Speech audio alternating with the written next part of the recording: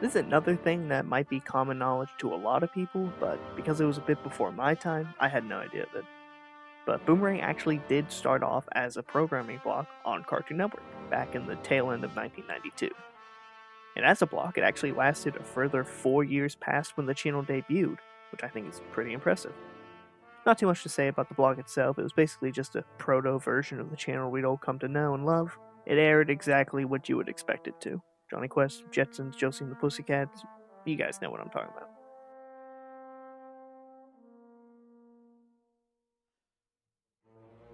CMYK refers to the 4 types of ink used in printers: cyan, magenta, yellow, and key, which is black. These colors formed the basis of the new channel identity put forward in 2015. It's not too much to say, I don't think it's hideous or anything, but it's a real far cry in personality and appeal from the 2000 Boomerang. The Tom and Jerry Show is one of the more recent incarnations of the famous cat and mouse duo, and when it began airing in 2014, it premiered on Cartoon Network in the US. However, by the time its second season rolled around in 2016, it was now premiering on Boomerang. I think the reason for the channel switch is pretty clear. Again, it's related to the rebrand. Tom and Jerry had become one of the 3 cornerstones of the network. They wanted more content to pad out the day with, and the show was pumping out 78 segments a season. It's kind of a match made in heaven. I watched a few episodes of the show, and I'm just kind of baffled by how much talking there is. People never shut the hell up in this show. This is also the show that spawned those 200 million viewed monsters I mentioned earlier too, so good for them. Here's one I haven't heard of before. In Latin American countries, after their version of Boomerang was basically stripped of all the classic cartoons that actually made it Boomerang and was instead turned into another generic teen channel, Tooncast rose from those ashes like a phoenix. It was Boomerang proper, in everything but name. It aired Hanna-Barbera, Warner Brothers, and Cartoon Network shows all day, without ads. It even had some of its own original bumpers. The channel actually still exists to this day. It outlasted the original Boomerang Latin America, which closed a few years ago in 2021. It has some really shocking titles airing on it too. Generator Rex, Symbionic Titan, Legion of Superheroes. Basically, Associated Artists Productions was a studio that had purchased the rights to a lot of Looney Tunes shorts from before 1950 and every Paramount produced Popeye short. I don't really know how it's relevant to Boomerang beyond that, because the company became defunct close to 25 years before the programming block on Cartoon Network even started, but I don't know, it's here. Yet another change that came in 2015, and yes, we're talking about 2015 again, was the start of Boomerang producing its own original programming. We just mentioned one before with the Tom and Jerry Show, but they also produced New Looney Tunes, Be Cool Scooby-Doo, Bunnicula, the 2017 Wacky Races reboot, Dorothy and the Wizard of Oz, and Scooby-Doo and Guess Who. All these shows have currently concluded airing, but I'd guess that whatever the next Scooby-Doo series is, assuming it doesn't go straight to HBO Max, will be another Boomerang original. Again, in reference to the very stagnant nature that Boomerang was in between 2015 and 2022, where it really did seem like the channel just kind of ran on autopilot. Scooby-Doo, Looney Tunes, Tom and Jerry, Scooby-Doo, Looney Tunes, Tom and Jerry, Scooby-Doo, Looney Tunes, Tom and Jerry, Scooby-Doo, Scooby-Doo, Tom and Jerry, Scooby-Doo, Scooby-Doo, Looney Tunes, Tom and Jerry, Tom and Jerry.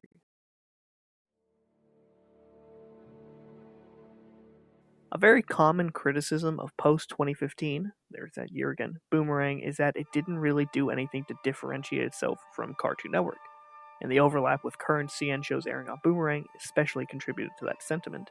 It's really hard to deny this label when Turner executives themselves came out and said that they wanted to relaunch Boomerang as a second flagship channel next to Cartoon Network. I mean, what else do you call it but Cartoon Network 2.0?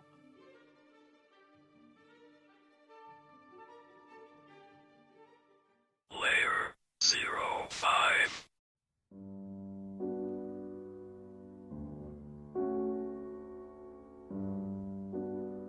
Monkey Kid is a bit of an oddity among the many, many LEGO cartoons out there, and that it's actually 2D animated instead of the usual 3D you'd see in stuff like Ninjago.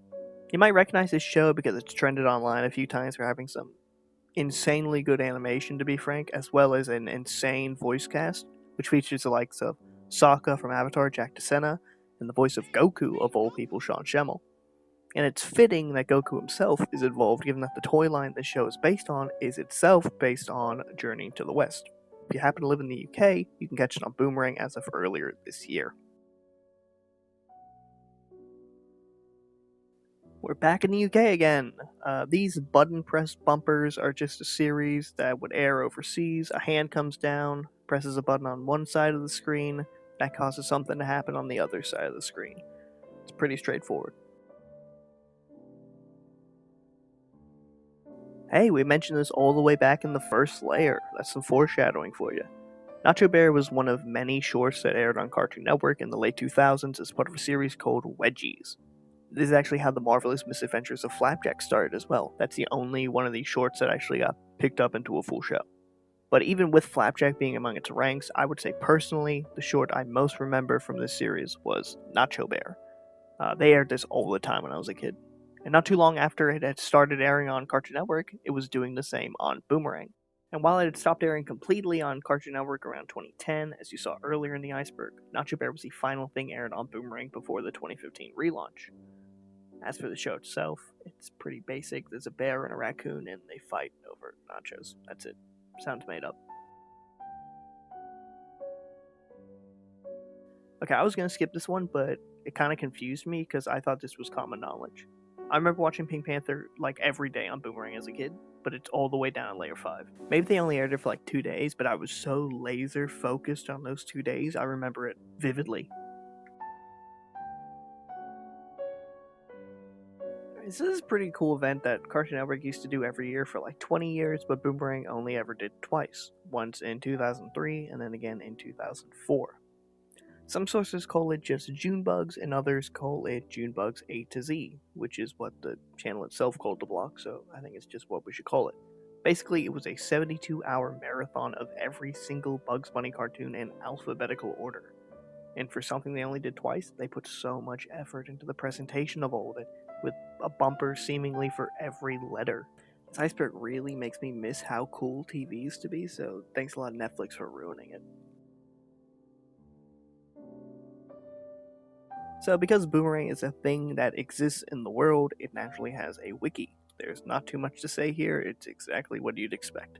It seems like the admins of the place haven't been around so much since 2021, but pages are still getting updated as of August this year, so someone out there still cares. And I appreciate that because this wiki saved my ass a few times making this video, so thank you. For those who don't know, before we had Nicole Kidman talking about how movies are the greatest thing in the world, movie theaters used to air stuff like this short before the movies. Basically just told the audience that they should go get something to eat or drink from the lobby. You can definitely draw a clear parallel between the characters of this short and the 3D models used in the Boomerang theater bumpers. The popcorn, especially, is just 1-to-1. I would be shocked if this wasn't 100% intentional because the aesthetic of Let's All Go to the Lobby and the aesthetic of Boomerang are basically the same thing, honestly. And the short first appeared in theaters in 1957, which is pretty close to when a lot of the Hanna-Barbera stuff started really kicking off.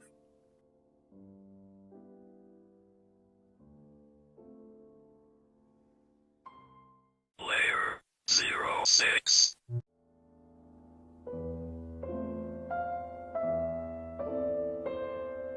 I don't actually remember watching Rocky and Bullwinkle on Boomerang itself, but I do remember this bumper with Bullwinkle being interrogated. I really don't have much to say about this entry. They started airing it in 2002, they stopped in 2013. It's one of the most popular cartoons of that generation. Good job, Boomerang, you did it, I guess. I don't know. Alright, these are kinda neat. Basically, back in the 90s and early 2000s, a really common promotional tactic was to send out VHSs that acted as showreels of stuff that a channel would air. I can't actually find information on where these were given out or sold, but a YouTube video by Tech Attacks, who uploads consistently great Boomerang stuff to this day, check him out, mentions that these VHSs have been floating around in the hands of private collectors for a long time, so they were circulated somehow. Not much to say about the tapes themselves, they just give you about a minute of footage from some shows that Boomerang would air. Again, it's what you'd expect it to be. Michael Ungar is the credited artist for the Cartoon Network groovy Gorilla for Sale, arguably one of the most popular of all the groovies. However, while he did write and produce it, the actual vocals of the song belonged to Dariki Mack, who's a prevalent voice artist in his own right. Here's him winning an award for Outstanding Local TV Promo in 2017. Michael Ungar is actually really prolific, and he's worked on every show from Paw Patrol to Yellowstone, and is also apparently still waiting for a royalties check for Gorilla for Sale. Yikes. Pre-launch Boomerang refers to this loop of footage you're watching, which played in the moments leading up to Boomerang's official first broadcast as a cable channel. I don't specifically recognize any of these clips as being used later for bumpers, but these toys were definitely used again. I wonder if you'd ever be able to find any of these toys online. Michael Kohler, and I hope I'm saying that right, is another musician tied to Boomerang. The iconic Boomerang theme you'd hear at the start of this video is probably his most famous work for the channel, but he's also done a few groovies too, my favorite of which being Up and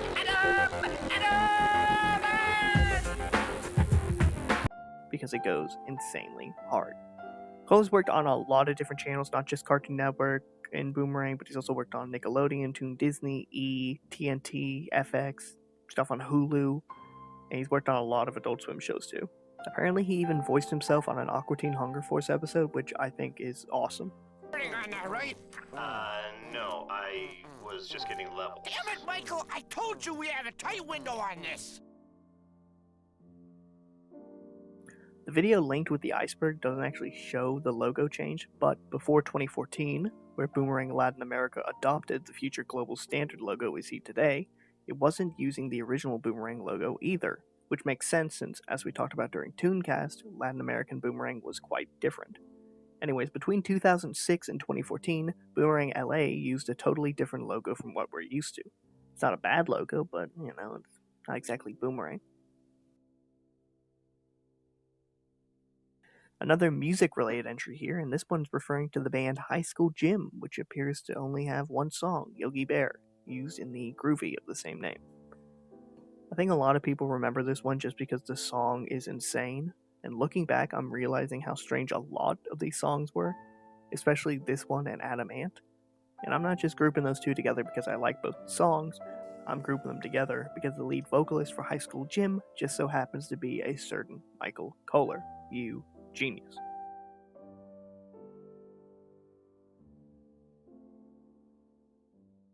Layer 07.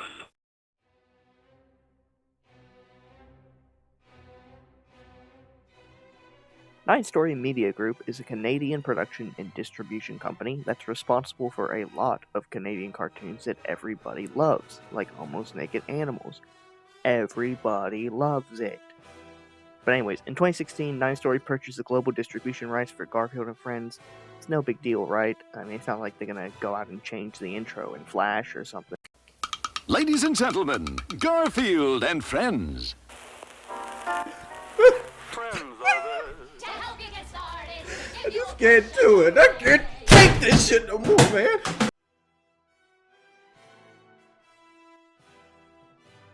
So, as we know now, Boomerang originated as a block on Cartoon Network, and as you may have noticed from the clip I played earlier, when I talked about that, it didn't use the logo we're all familiar with. It was a lot more contemporary for the time it aired, which was the 90s. It's not terrible or anything, but like the Latin American logo, it's just not quite emblematic of what Boomerang is. Here we got a simple one. Boomerang never aired Woody Woodpecker in the US for a pretty obvious reason. Woody Woodpecker is owned by Universal. Universal is a competitor to Warner Brothers, but I don't know how, but through some distribution means in Australia, it's a different story. I can't find much information on how long Boomerang Australia aired this, but I'll say that I never remember seeing it on TV over there around 2009-ish, and the video I found is dated to 2006. So I don't think it was aired for too long, maybe a couple years max. These two are kind of similar to Tooncast in that they serve basically the exact same purpose. They're both Boomerang alternatives for overseas, co-funded by Warner Bros. They air, or at least aired, a lot of CN and Boomerang programming. Boing began as a free-to-air channel in Italy before expanding out as its own separate channel in Spain, France, and Africa, and it also became a programming block in Chile and Turkey, although both of these have become defunct along with the French channel. Pogo is pretty similar, although it started on cable, and only 6 years after its launch in 2004, it was already station drifting into airing live-action shows as it competed with its own sister channel, Cartoon Network, which it did eventually end up beating in the ratings. Today, it seems like Pogo's scheduling is mostly made up of the same 5 shows, including a British Dennis the Menace cartoon for some reason. So I guess maybe we don't have it so bad here in the States after all. Danger Mouse is a very famous, very British cartoon that just so happened to air on Boomerang UK, which it didn't do on Boomerang US. I actually rather like that this aired over there. I think it's a neat idea for all these different regions' versions of Boomerang to air their own country's classic cartoons, as well as Hanna-Barbera stuff. This video also introduced me to British Tony the Tiger, which I think is a sin. Not bad. But let's try this. Like, what the hell is that? I hate it. Get it out of here. Stop it. I think I mentioned this way back in Layer 1, but I can expand on it more here. Cartoonito has existed in foreign countries for a while, but it only really kicked off in a big way in 2021 when it launched as a blog here in the US. From here, it didn't take long for the Kids Focus block to start replacing certain Boomerangs around the world. As of August 2023, Boomerang Spain, Latin America, Africa, Central Eastern Europe, and East Asia channels have all been replaced with 24/7 Cartoonito, as well as Boing France. If you recall, the 2015 Boomerang rebrand was an attempt to capture a younger market, so I get why it seemed kind of obvious to just outright replace the channel with something new that's free of any of the history or baggage, if you will, the old Boomerang name had. However, at least in the US, it's clear that kids aren't watching cable, they're watching streaming services and Elsagate on YouTube. Cartoonito's blocks have only reduced in time on the schedule since their debut. They're down to just an hour and a half now. Meanwhile, Boomerang is slowly repairing its schedule, and Adult Swim keeps getting earlier and earlier. It's the adults who are watching cable, and I think we're starting to see Warner Brothers adjust things to that realization. That wasn't relevant to the topic, I just kind of wanted to say it. This is actually semi-relevant to my off-topic rant at the end of the last entry. Probably the first big leap into fixing Boomerang's schedule came on April 4th, 2023, the 100th anniversary of Warner Bros. In a total celebration of everything CN and Hanna-Barbera, Boomerang aired the following shows: Looney Tunes, codename Kids Next Door, Foster's Home for Imaginary Friends, Chowder, Popeye, Tom and Jerry, Top Cat, Yogi Bear, The Flintstones, The Jetsons, Wacky Races, Scooby-Doo Where Are You?, The Smurfs, A Pup Named Scooby-Doo, Captain Planet and the Planeteers, Cow and Chicken, The Powerpuff Girls, and Ben 10. What was Cow and Chicken doing in there? What? A lot of people figured that this would just be a one-off, but thankfully most of these shows remain on the lineup, even if a few of them are airing at like 2 a.m. It was a wonderful gesture, and I hope Boomerang continues in this direction.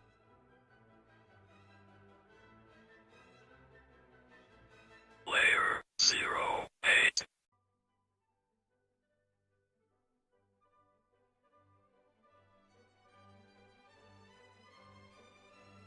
Okay, it's the last layer. Please tell me this is the last entry about Boomerang, UK, or logos. I can't take it anymore. Okay, it is. Good. Not much to say. The linked video seems to be a bumper that the uploader speculates predates the original US Boomerang channel, so I suspect it was for a Boomerang block on Cartoon Network UK. It's a bit of a bland logo, but at least it actually has some Boomerang imagery in it, as opposed to most of the other ones we've talked about. The guy in the video is also going crazy. He's got to calm down. Cartoon Network would like to introduce you to Boomerang! But what exactly is Boomerang?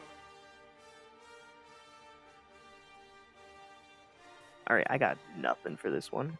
The link in the Iceberg takes me to a Wikipedia page for a now defunct British channel called Cartoon Network 2, that's TOO, and it's been through a bit of a strange history.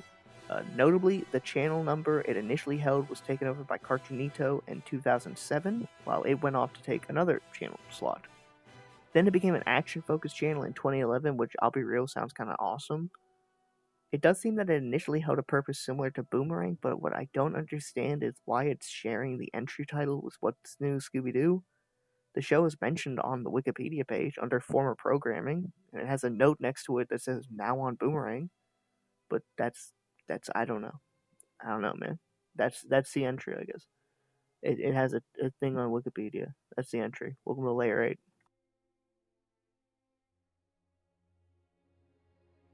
Here's something actually kind of neat that happened this year. To coincide with Discovery Channel's Shark Week in 2023, Boomerang aired Jabberjaw during the day. There weren't any bumpers or anything. There wasn't even a coming up next, Jabberjaw.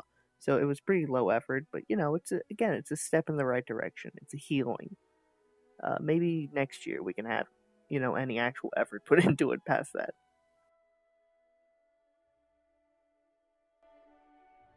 Remember what I said earlier about everything that exists having a wiki? Copy and paste that, but replace wiki with subreddit. Unfortunately, though, it seems like not too many people are active here on the Boomerang sub. Definitely not as many when compared to the wiki, and the wiki was already a bit barren. But really, that's to be expected. Like I said at the start, Boomerang was always more niche than Cartoon Network or Disney Channel or Nick, and none of them really have that active of subreddits. I don't know why Boomerang would be any different.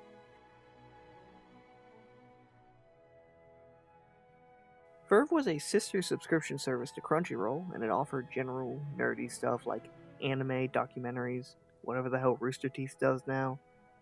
It just so happens that one of these things they included happened to be Boomerang, which had content on the service between 2018 and late 2020. A few years later, Verve would be folded into the growing Crunchyroll Funimation conglomerate, and that's it. Boomerang streaming app, still rolling strong, guys. We're still cooking.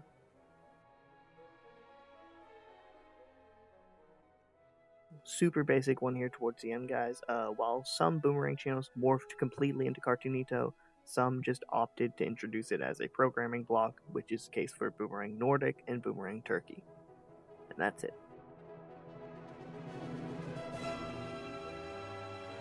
Late Night Black and White, aside from being my favorite name for anything ever, was a programming block originating on Cartoon Network, where it aired for almost a decade between 1993 and 2002. Eventually, it ended up on Boomerang, where it had a much shorter run between 2007 and 2008. From everything I can tell, it aired older Looney Tunes and Popeye shorts, which were black and white, of course. I think these ads for it had a really neat vibe. It was really jazzy, and it fit the era these cartoons were from.